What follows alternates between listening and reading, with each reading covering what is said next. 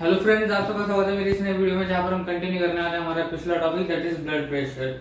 तो जैसे कि हमने भाग एक में देखा था अबाउट द ब्लड प्रेशर और फिर डायस्टोलिक प्रेशर तक हमने देखा था भाग एक में। फिर भाग दो में हम ये सारी चीजें देखने वाले हैं जो हम आगे डिस्कस करेंगे। पहले ब्रीफली देख लेंगे कि हम क्या क्या देखने वाले हैं और आगे डिस्कस करेंगे। तो जैसे कि हमने भाग एक में देखा था कि ब्लड प्रेशर होता क्या है, सिस्टोलिक प्रेशर क्या है, डायस्टोलिक प्रेशर क्या है, उसी तरीके से हम भाग दो में भी अभी ये देखने वाले हैं अबाउट दिस सिस्टोल। फिर डायस्टोल मींस मीनिंग क्या है इनकी, सिस्टोल और डायस्टोल की मीनिंग क्या है, then normal blood pressure values क्या होती है, देन इंपॉर्टेंट पॉइंट है वो भी डिस्कस करेंगे। फिर हाई ब्लड प्रेशर क्या होता है, वो किस वजह से कॉज करता है, ये सारी चीजें देखेंगे। और फिर लास्ट पॉइंट जो है वो किस मीटर से या किस चीज से मेजर होता है, ब्लड प्रेशर किस चीज से मेजर होता है, वो भी आज के इस भाग में देखने वाले हैं, इस भाग दो में हम देखने वाले हैं। तो शुरू करते हैं।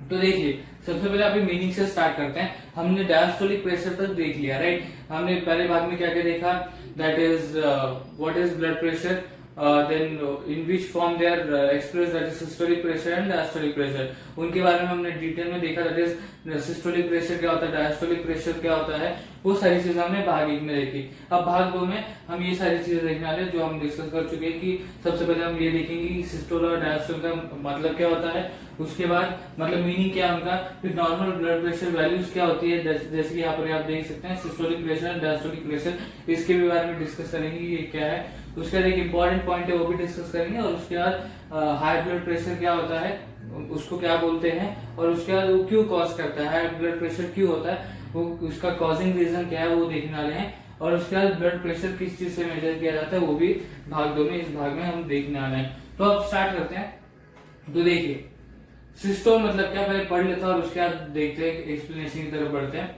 The phase of heart beat when heart contracts and pumps blood into the arteries at contraction phase. Okay, अब देखो, सबसे पहली चीज हम देखी थी सिस्टोलिक एंड डायस्टोलिक प्रेशर में, दैट इज सिस्टोलिक प्रेशर जो कॉन्ट्रैक्शन फेज में होता है और ये जो डायस्टोलिक प्रेशर है रिलैक्सेशन फेज में होता है, राइट। सो यहाँ पर क्या बताया जा रहा है, हार्ट बीट का एक ऐसा फेज जहां पर हार्ट कॉन्ट्रैक्ट करता है और वो पंप करता है ब्लड को इनटू द आर्टरीज। ओके, मतलब बात समझ में बड़े सिंपल है, दैट इज हार्ट बीट का एक ऐसा फेज, कौन सा फेज बोल सकते हैं हम, कॉन्ट्रैक्शन फेज। जैसे कि हमने systolic pressure and diastolic pressure के इसमें देखा था कि जो सिस्टोलिक प्रेशर कॉन्ट्रैक्शन फेज में आकर करता है और ये जो डायस्टोलिक प्रेशर ये रिलैक्सेशन फेज में आकर करता है, ये चीजें हमने देखी थी, राइट। देखिए यहाँ पर भी बताया गया कि कॉन्ट्रैक्शन फेज में होता है, दैट इज जो सिस्टोलिक प्रेशर है कॉन्ट्रैक्शन फेज में होता है और जो डायस्टोलिक प्रेशर है रिलैक्सेशन फेज में होता है, राइट। सो अब देखिए यहाँ पर हम क्या बोल सकते हैं कि हार्ट बीट के कॉन्ट्रैक्शन फेज में, जैसे कि यहाँ पर भी बताया गया, यहाँ पर कॉन्ट्रैक्ट्स बताया, यहाँ पर रिलैक्सेस बताया। ओके, सो यहाँ पर कॉन्ट्रैक्शन मतलब हार्ट बीट के कॉन्ट्रैक्शन फेज में जब हार्ट कॉन्ट्रैक्ट करता है तब वो जो ब्लड है उसके अंदर जो फिल हुआ है, वो आगे देखेंगे हम, जो ब्लड फिल हुआ है उसके अंदर वो पंप करता है इनटू द आर्टरीज। बड़ा ही सिंपल है पॉइंट, ये समझ में आपको सिस्टोल के बारे में मतलब क्या, हार्ट बीट का कॉन्ट्रैक्शन फेज के दौरान, हार्ट बीट के कॉन्ट्रैक्शन फेज के दौरान हार्ट कॉन्ट्रैक्ट करता है और जो ब्लड है वो पंप होता है इनटू द आर्टरीज। ओके, समझ में आएगा, बेसिक सा पॉइंट था, basic simple but important point. Okay, उसके बाद डायस्टोल, अब यहाँ पर रिलैक्सेशन फेज बताएगा, मतलब हार्ट बीट का एक ऐसा रिलैक्सेशन फेज जहां पर हार्ट रिलैक्स करता है and it allows chamber to fill blood within them. Okay, मतलब यहाँ पर क्या बताया गया कि एक हार्ट बीट का एक ऐसा रिलैक्सेशन फेज जहां पर हार्ट रिलैक्स करता है और फिर चेंबर के अंदर जो ब्लड है वो फिल होता है। ओके, सो यहाँ पर क्या बताया गया, जैसे यहाँ पर कॉन्ट्रैक्ट हो रहा था और ब्लड पंप हो रहा था, इसके अपोजिट क्या हो रहा है, यहाँ पर रिलैक्स हो रहा है, हार्ट रिलैक्स हो रहा है और यहाँ पर जो चेंबर्स है वो फिल अप हो रहे हैं with the blood. Okay, so what we can say that कि जो रिलैक्सेशन फेज है हार्ट का, उसमें हार्ट रिलैक्स होता है and it allows chambers to fill with blood, मतलब जो चेंबर्स है वो फिल हो जाएंगे ब्लड के साथ। अब यहाँ पर हम क्या कह सकते हैं, देखिए ये बात समझ में आपको, सिस्टोल क्या है, डायस्टोल क्या है, ये एकदम ब्रीफली अभी डिस्कस करते देखिए। सिस्टोल मतलब हार्ट बीट का ऐसा कॉन्ट्रैक्शन फेज जहां पर हार्ट कॉन्ट्रैक्ट करता है और जो ब्लड है वो पंप होता है इनटू द आर्टरीज। ओके, और डायस्टोल मतलब क्या, हार्ट बीट का एक ऐसा रिलैक्सेशन फेज जहां पर हार्ट रिलैक्स करता है और it allows chambers to fill with blood. Okay, तो ये जो सिस्टोल है ये रिलैक्सेशन कॉन्ट्रैक्शन फेज में हो रहा है, और जो डायस्टोल है वो रिलैक्सेशन फेज में हो रहा है। ये बात समझ में आपको, यहाँ पर कॉन्ट्रैक्ट हो रहा है, यहाँ पर रिलैक्स हो रहा है, right. So systolic pressure at contraction phase होता है और ये रिलैक्सेशन फेज में होता है। बड़ी सिंपल बात है। यहाँ पर क्या हो रहा है, जो ब्लड है वो पंप हो रहा है इनटू द आर्टरीज। यहाँ पर it allows chambers to fill with blood. Okay, it allows chambers to fill with blood, और यहाँ पर pumps blood into the arteries. Okay, ये बात समझ में। अब यहाँ पर हम एक और चीज सोच सकते हैं या हम कह सकते हैं, दैट इज यहाँ पर देखिए, पहले डिस्कस करते हैं अच्छे से, उसके बाद उस पॉइंट पे पहुंचते हैं। देखिए यहाँ पर क्या हो रहा है, सबसे पहले चेम्बर्स में क्या हो रहा है, ब्लड फिल हो रहा है। ओके, पहले हार्ट अभी ऐसा है, देखिए वो रिलैक्स हो गया।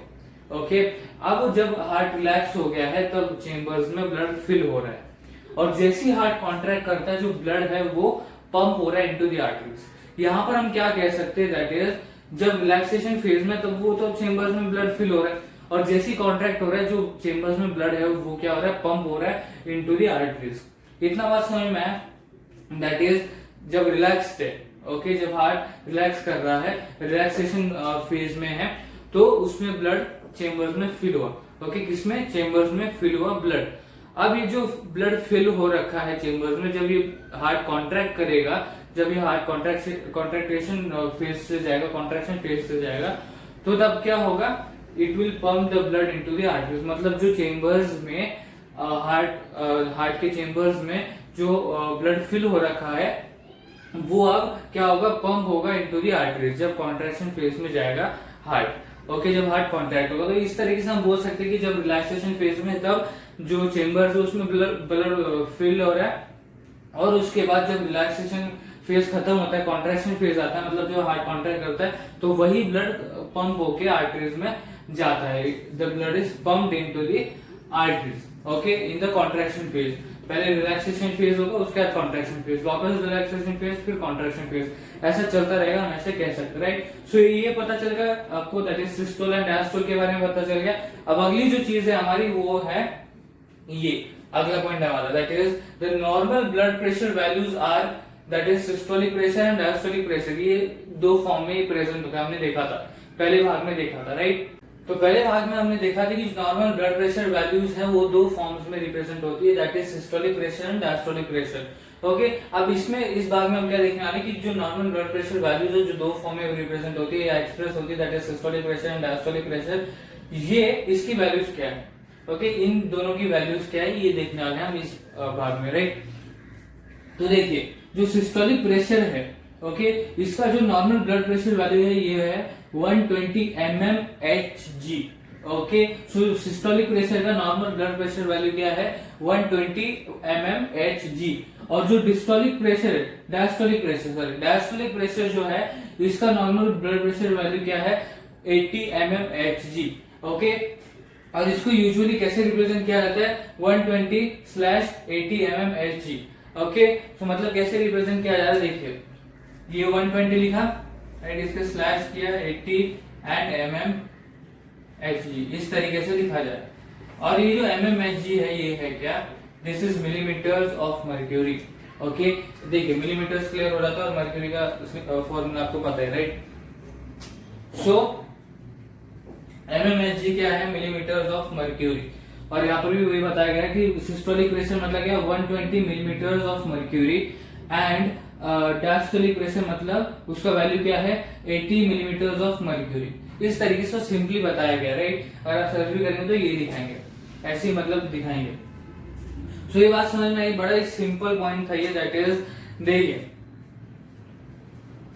जो सिस्टोलिक प्रेशर है, ओके, इसका वैल्यू है 120 mmHg, एंड डायस्टोलिक प्रेशर का जो वैल्यू है वो है 80 mmHg। और इसको यूजुअली रिप्रेजेंट कैसे किया जाता है, इस तरीके से, इसको कैसे लिखा जाता है, 120/80 mmHg। ओके, ये नॉर्मल आप बोल सकते हैं, ये नॉर्मल ब्लड प्रेशर है एक पर्सन का। ओके, एक पर्सन का जो नॉर्मल ब्लड प्रेशर है वो इस तरीके से रिप्रेजेंट किया जा सकता है। ओके, या जो ब्लड प्रेशर रहते हैं वो इस तरीके से रिप्रेजेंट किया जाता है, यूजुअली इसी तरीके से लिखा जा सकता है, वो हम ऐसे कह सकते हैं, राइट। तो कैसे लिखा जा सकता है, कैसे रिप्रेजेंट किया जा रहा है, दैट इज 120/80 mmHg। mmHg क्या है, मिलीमीटर्स ऑफ मर्क्यूरी, राइट। ये बात समझ में, ये पॉइंट समझ में आपको। अब अगला पॉइंट जो है ये हमारे basic, simple and important point है। Okay, simple, basic but important point है, दैट इज, देखिए, blood pressure values vary from person to person and from time to time. Okay, यहाँ पर क्या बताया जा रहा है, अब देखिए, जो ब्लड प्रेशर है पर्सन टू पर्सन सेम नहीं रहेगा, टाइम टू टाइम सेम नहीं रहेगा। ओके, ये बात है एक, दैट इज कि जो ब्लड प्रेशर की वैल्यूज है ये पर्सन टू पर्सन सेम नहीं रहेंगी, टाइम टू टाइम सेम नहीं रहेंगी। जैसी पर्सन चेंज होगा, टाइम चेंज होगा, उस तरीके से ये जो ब्लड प्रेशर वैल्यूज है ये भी वेरी करेंगी, चेंज करेंगे। सिंपल सा पॉइंट है, पर्सन चेंज करेगा, टाइम चेंज करेगा, वैसे ही ब्लड प्रेशर की वैल्यूज भी चेंज करेंगी, ओके, वेरी करेंगी। ओके, सो ये बेसिक सा एंड सिंपल सा पॉइंट था बट इंपॉर्टेंट पॉइंट था, that is person to person and time to time blood pressure की वैल्यू सेम नहीं रहती, वो वेरी करती है, चेंज करती है। ये यहाँ पर बताया गया है। यहाँ पर इस पॉइंट को लिखने का मतलब या समझाने का मतलब क्या है, समझाने की कोशिश क्या की जा रही है, person to person and time to time जो ब्लड प्रेशर की वैल्यूज होती है वो वेरी करती है, चेंज करती है, यही यहाँ पर बताने की कोशिश की जा रही है। अब हमारा last point, second last point, हमारे दो लास्ट पॉइंट बच जाते हैं। अभी देखिए, सेकेंड लास्ट पॉइंट हमारा, that is high blood pressure is called hypertension and is caused by constriction of arterioles. अब देखिए, आर्टरियोल्स के बारे में भी हमने देखा था। ओके, आर्टरियोल्स क्या है, उनके फंक्शंस क्या है, ये सारी चीजें हमने देखा था। Okay, so high blood pressure होता है कभी, okay, low blood pressure, high blood pressure ही होता रहता है। Okay, time to time and person to person ये ब्लड प्रेशर वेरी होता रहता है, इसकी वैल्यूज वेरी होती रहती है, राइट। ये हमने डिस्कस किया। तो जब ब्लड प्रेशर हाई हो जाता है, इसको हाई ब्लड प्रेशर कहते हैं, और इसको हाई ब्लड प्रेशर को हम क्या बोलते हैं, हाइपरटेंशन बोलते हैं। क्या कहते हैं हम इसको, हाइपरटेंशन कहते हैं, राइट। हाई ब्लड प्रेशर को हम क्या बोलते हैं, hypertension. Okay, so high blood pressure is called hypertension, और ये होता क्यों है, is caused by constriction of arterioles. Okay, constriction of arterioles मतलब आर्टरियोल्स के कॉन्स्ट्रिक्ट हो जाने की वजह से ये हाई ब्लड प्रेशर होता है, ऐसे हम कह सकते हैं, right. So because of the constriction of arterioles the high blood pressure is caused, ऐसा हम कह सकते हैं, राइट। यहाँ पर देखिए, यहाँ पर क्या बताया गया है, high blood pressure is called hypertension and is caused by constriction of arterioles. मतलब क्या, आर्टरियोल्स के कॉन्स्ट्रिक्शन की वजह से, जब आर्टरियोल्स कॉन्स्ट्रिक्ट हो जाती है उसके वजह से ये हाई ब्लड प्रेशर कॉज करता है, राइट। बेसिक सा पॉइंट है, सिंपल पॉइंट है, दैट इज जो हाई ब्लड प्रेशर, इसको हम हाइपरटेंशन बोलते हैं, और is caused by constriction of arterioles, मतलब आर्टरियोल्स के कॉन्स्ट्रिक्ट हो जाने की वजह से ये हाई ब्लड प्रेशर होता है, राइट। ये बात समझ में, आपको ये पॉइंट समझ में आया। अब हमारा लास्ट पॉइंट, अब ये जो ब्लड प्रेशर है ये मेजर होता है बाय स्फैग्मोमैनोमीटर, राइट। अब देखिए, ये स्पेलिंग बहुत बड़ी, देखिए मार्क करता हूँ स्पेलिंग को, स्फैग्मोमैनोमीटर। ये इसके ये जो इंस्ट्रूमेंट है, ये जो मीटर है, इसके थ्रू क्या होता है, ये जो ब्लड प्रेशर ये मेजर होता है। ओके, जो ब्लड प्रेशर ये स्फैग्मोमैनोमीटर के थ्रू क्या बोलते हैं, मेजर होता है।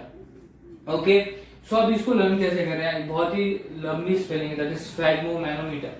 ओके, स्फैग्मोमैनोमीटर। सो इसको ब्रेक कब करोगे, इसका मतलब क्या, ब्रेक करो इसे, दैट इज स्फैग्मो करो, पहले स्फैग्मो देखिए, स्फैग्मो करो, फिर मैनो में ब्रेक करो एंड देन मीटर, इसको 3 पार्ट्स में ऐसे ब्रेक कर दो, जैसे कि हमने बचपन से पढ़ते आ रहे, दैट इज बड़ी स्पेलिंग है तो उसको ब्रेक करते जाओ और उसके बाद उसको लर्न करो, दैट इज यहाँ पर भी सेम फंडा लगाना, दैट इज स्फैग्मोमैनोमीटर है। ओके, इसको पहले स्फैग्मो, मैनो एंड मीटर ऐसे 3 में बांट दो, इसको 3 पार्ट्स में बांट दो।